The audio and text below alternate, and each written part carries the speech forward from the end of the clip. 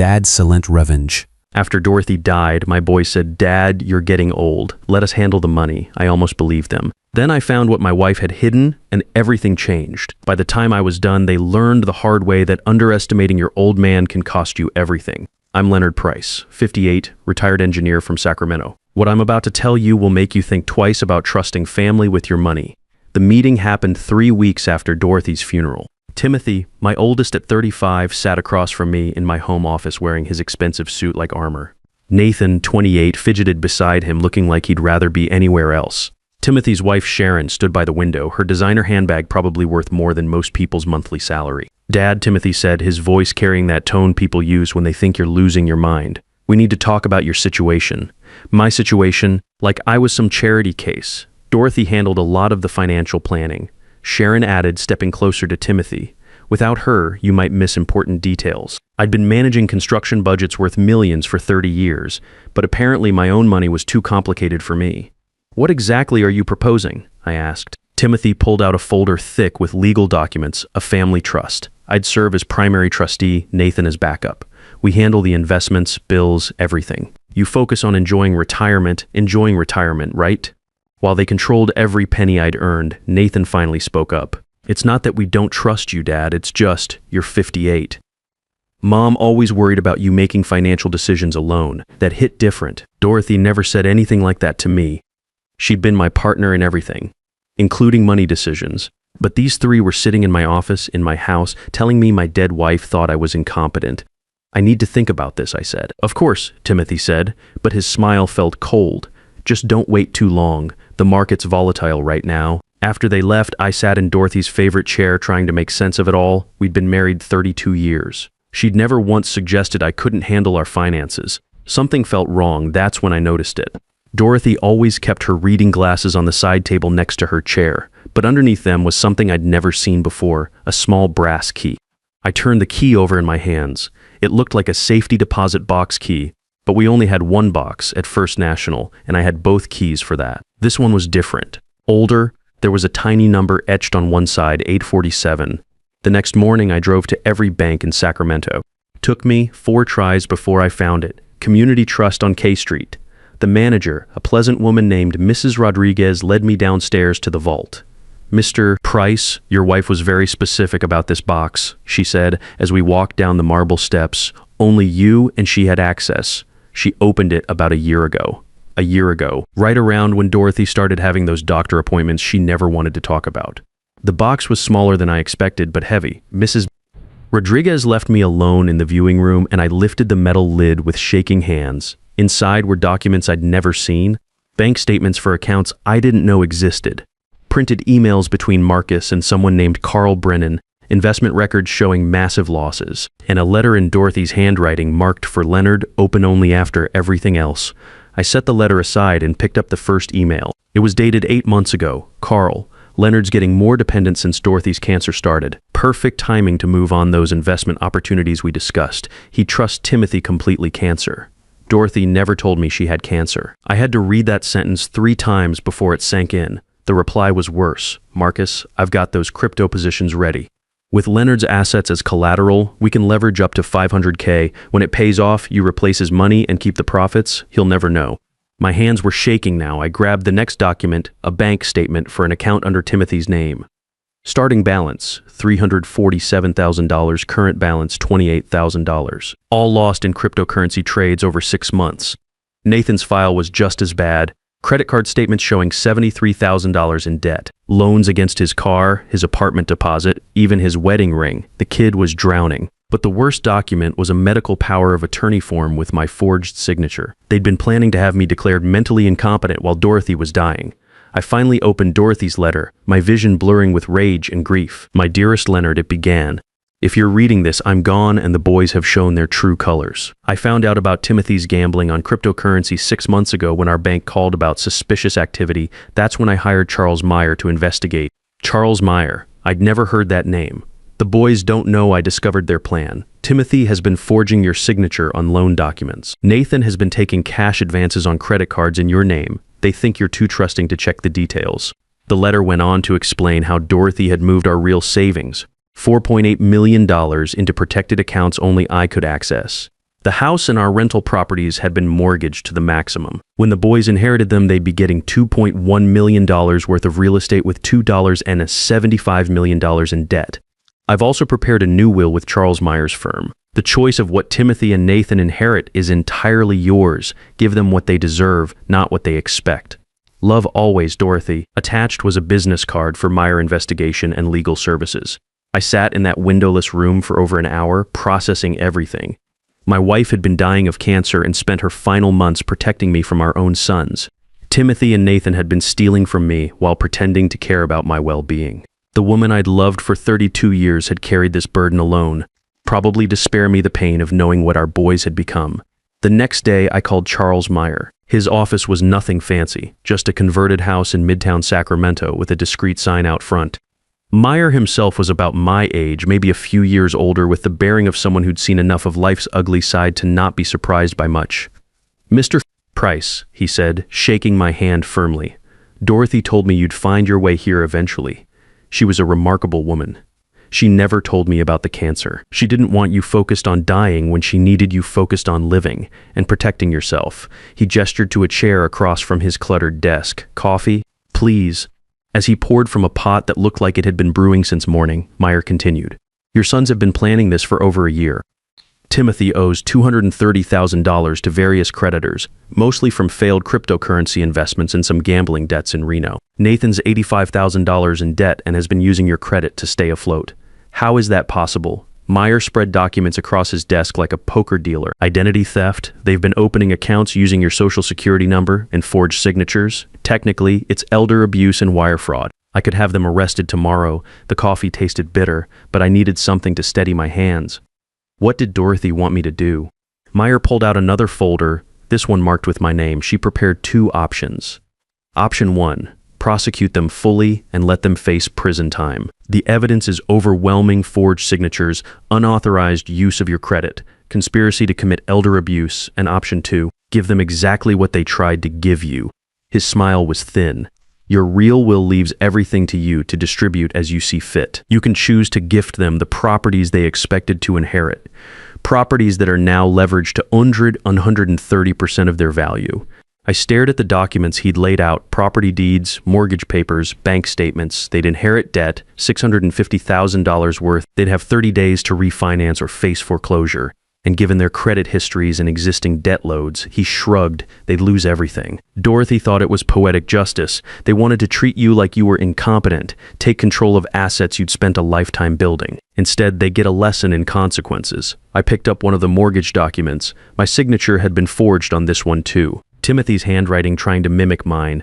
"How long do I have to decide?" "As long as you want," but they're getting impatient. Timothy called my office twice this week, fishing for information. He knows something's changed but can't figure out what. That evening, I sat in Dorothy's chair again, this time with a glass of the good bourbon we'd been saving for our 35th anniversary. The house felt different now that I knew the truth. Every family photo on the mantle seemed to mock me. Had Timothy and Nathan been planning this even during Christmas dinners? Had they been calculating my worth while I carved the turkey? My phone rang. "Timothy, Dad, hey, just checking on you. You seemed a little off yesterday when I called. I hadn't called him back. I'm fine, son. Just missing your mother. I know it's hard. That's why Sharon and I think the trust arrangement would really help take the pressure off you. The pressure." As if managing my own money was some kind of burden, instead of a responsibility I'd handled successfully for decades. "Actually, Timothy, I've been thinking about what you said, about Dorothy worrying about my decisions." Yeah, his voice picked up, eager. "Maybe you're right. Maybe I should step back and let family handle things." "Dad, that's great to hear, really.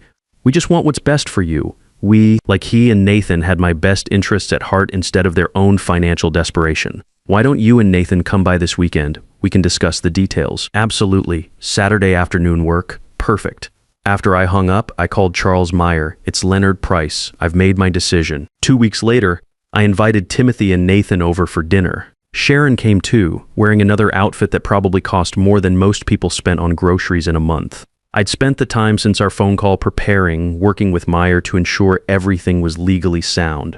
"Dad, you look great," Timothy said, giving me one of those careful hugs people give when they think you might be fragile. "Have you thought more about the trust arrangement?" "I have," I said, leading them into the dining room where I'd laid out Dorothy's good china. "In fact, I've decided you were absolutely right. I do need help managing everything. The relief on their faces was almost comical. Nathan actually smiled for the first time in months. That's wonderful news, Sharon said, settling into her chair. Timothy's been researching some excellent investment opportunities. I'll bet he had. Actually, I've already taken care of most of it, I continued, serving the pot roast Dorothy used to make for special occasions. I've prepared inheritance documents. You'll get the house, the rental properties, everything we discussed. Nathan set down his fork. Dad, that's incredibly generous. Family takes care of family, I said, echoing the words Timothy had used when this all started. I just need you both to sign the transfer documents. Meyer had prepared everything perfectly. The documents looked official, legal, generous.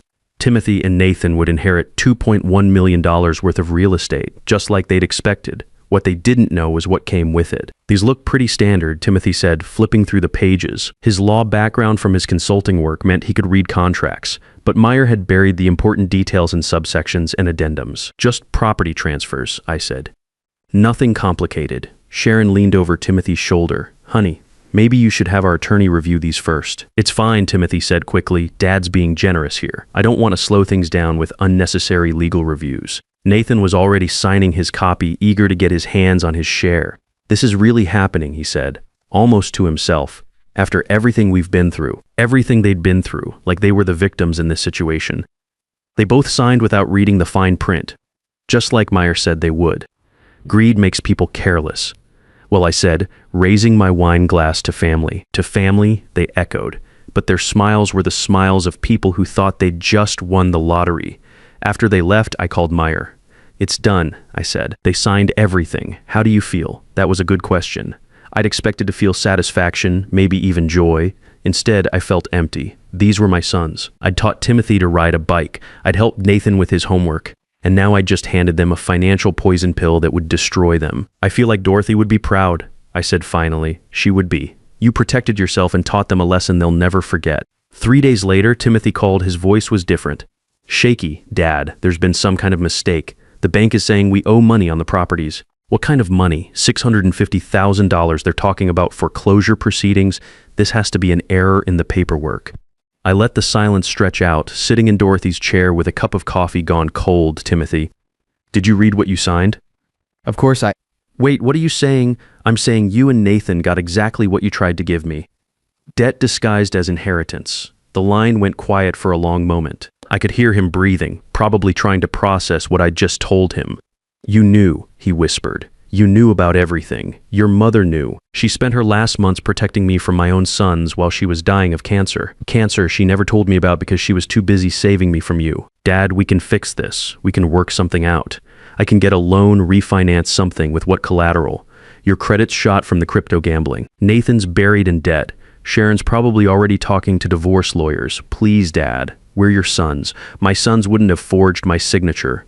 My sons wouldn't have tried to steal from their dying mother's husband. You want to know what Dorothy's last words to me were? Take care of yourself, Leonard. Don't let anyone take advantage of your good heart. That wasn't true. Dorothy's last words had been asking for water, but it felt true, and that was what mattered. Timothy tried calling back, Nathan too. Sharon even showed up at my door 2 days later, crying about how they'd lose everything, how this would ruin Nathan's credit for years. Mrs. Price, I said, not inviting her in. Your husband and his brother made their choices. They decided to steal from a dying woman's husband. Now they live with the consequences, but Leonard, we're family. Family doesn't steal from family. I closed the door and watched through the window as she sat in her BMW for 10 minutes, probably trying to figure out her next move. Eventually, she drove away. The phone calls continued for weeks, Timothy alternating between begging and threats, Nathan mostly just begging. At one point, Timothy suggested I was having mental health issues, that the stress of Dorothy's death had affected my judgment. You might want to be careful with that line of thinking, I told him during one particularly unpleasant conversation. I have documentation of your attempts to have me declared incompetent. Charles Meyer has everything ready to go to the district attorney. That stopped the mental health angle real quick. 6 months later, I got word through Meyer that Timothy had filed for bankruptcy and was working as a junior associate at a small law firm in Stockton. His crypto consulting days were over. Nathan had moved back in with his in-laws and was selling cars at a Honda dealership in Elk Grove. Sharon had filed for divorce and moved to Los Angeles with her sister. I sold the foreclosed properties to a developer for $1.8 million cash. After taxes and legal fees, that left me with about $1.5 million to add to the money Dorothy had protected. I used part of it to establish the Dorothy Price Memorial Scholarship for engineering students whose families couldn't afford college. Kids who understood the value of hard work and honest money. The rest I kept for myself. At 58, I had enough to live comfortably for the rest of my life without worrying about money. More importantly, I had the satisfaction of knowing that Dorothy's sacrifice hadn't been in vain. I started looking at houses in other cities. Sacramento held too many memories, good and bad. I wanted somewhere I could start fresh. Maybe near the ocean, where Dorothy and I had always talked about retiring. The realtor, a pleasant woman named Janet, showed me pictures of a small house in Carmel with an ocean view and a workshop space. It needs some work, she said. The previous owner was a woodworker, but he didn't maintain the tools properly. I can fix tools, I told her. I'm good with my hands. Last month, I moved to that house in Carmel. The ocean view was everything Janet had promised, and the workshop turned out to be perfect once I cleaned it up and got the old tools working again. There's something satisfying about fixing things that other people have given up on. The house came with Dorothy's favorite reading chair. I'd had it shipped from Sacramento along with a few other pieces that mattered. I keep it by the window where the afternoon light is best, and sometimes I sit there with a cup of coffee and think about how different things could have been if Timothy and Nathan had just asked for help instead of trying to take control. But they made their choice and I made mine. The workshop keeps me busy. I've been building furniture for the local elementary school, small desks and chairs that kids can actually use. The principal, a woman about my age named Mrs. Williams, stopped by last week to see how the project was coming along. Mr. Price, these are beautiful, she said, running her hand along the smooth surface of a reading table. The children are going to love them. Kids deserve good tools, I said. Helps them learn better. She smiled. You sound like you speak from experience. Raised 2 boys. Thought I taught them about quality and hard work. I set down my sanding block. Turned out I was wrong about a few things. Mrs. Williams nodded like she understood. Sometimes the hardest lesson for parents is learning when to let their children face consequences. That's the thing nobody tells you about being a parent. You spend years protecting your kids, solving their problems, making their lives easier. Then one day you realize you've created adults who think the world owes them something, who believe they deserve success without earning it. Timothy called again last week, first time in 3 months. Dad, I wanted to let you know I'm doing better. Got a promotion at the firm, that's good to hear. I've been thinking about what happened, about what you said. I didn't respond. Let him fill the silence. I think I understand now why you did what you did. Do you? You were protecting yourself and maybe trying to teach us something. Maybe. Or maybe I was just tired of being taken for granted by people who were supposed to love me. Timothy, do you know what your mother's favorite memory was? No. Our 25th anniversary. We drove up to Lake Tahoe, stayed in that little cabin we rented for our honeymoon. She said it was perfect because we didn't need anything fancy. We had each other, Dad, you and Nathan always thought money was the most important thing, but your mother understood that respect matters more, trust matters more. When you forged my signature, when you planned to have me declared incompetent, you threw away something worth more than any inheritance. I know that now. Good. Maybe that's worth more than the money you lost. He was quiet for a long moment, Dad, do you think? Could we maybe try to rebuild this, our relationship? I don't know, Timothy. That depends on whether you've really learned the lesson or if you're just saying what you think I want to hear. How would I prove it? Actions, not words. Show me who you really are, not who you think I want you to be. We hung up without making any plans to meet. Maybe someday we will, maybe we won't. The choice is his now. Nathan hasn't called, according to Meyer. He's still at the Honda dealership, still living with his in-laws. Sharon did follow through with the divorce and moved to LA. Last I heard, she was working at a real estate firm in Beverly Hills, probably doing fine for herself. I don't spend much time thinking about what they're doing now. I've got my own life to live. The woodworking keeps my hands busy, but my mind wanders sometimes. Usually to Dorothy and what she went through those last months. I found her medical records in another safety deposit box Meyer helped me locate. The cancer was aggressive, fast-moving. She probably knew she didn't have much time when she started her investigation. The hardest part is knowing she carried that burden alone, protecting me from the truth about our sons while fighting cancer. She could have told me everything. Let me handle it. Instead, she spent her last months making sure I'd be okay after she was gone. That's love. Not the kind Timothy and Nathan showed. taking what they wanted and calling it family loyalty. Real love sometimes means making hard choices, even when those choices hurt. I established the scholarship fund at UC Davis, where I got my engineering degree 35 years ago. The first recipient was a girl named Maria, whose parents work in agriculture. Reminds me of my own father who did construction work to put me through school. Maria sent me a thank you note last month, said the scholarship meant she could focus on her studies instead of working 2 jobs. Said she wanted to design better water systems for farming communities. That's the kind of legacy Dorothy would have wanted. Money going to someone who understood its value, who would use it to build something better instead of just consuming it. The ocean here is different from the lakes Dorothy and I used to visit. Bigger, more powerful, but also more peaceful somehow. I walk on the beach most mornings, watching the fog roll in and out. Sometimes I think about the 32 years we had together, and I'm grateful for every one of them. Dorothy saved me in more ways than one. She protected my money, yes. But more importantly, she showed me that I was worth protecting. After spending so many years taking care of everyone else, making sure Timothy and Nathan had what they needed, it meant everything to know that someone was taking care of me. The workshop came with an old radio that picks up classic rock stations. I listened to the songs Dorothy and I used to dance to in the kitchen, and sometimes I can almost feel her there, telling me I did the right thing. I think she'd be proud that I finally learned the difference between being generous and being a fool. My sons taught me that family loyalty has to go both ways, and when it doesn't, sometimes the kindest thing you can do is let people face the natural consequences of their choices. Now I know that underestimating a 58-year-old engineer was the most expensive mistake they ever made. And maybe, just maybe, that lesson was worth more than any inheritance I could have left them. Sometimes the most expensive lessons are the ones that teach you who really cares about you, and family blood doesn't guarantee family loyalty. Real strength isn't about avoiding consequences for your actions. It's about accepting them and becoming a better person because of what you learned.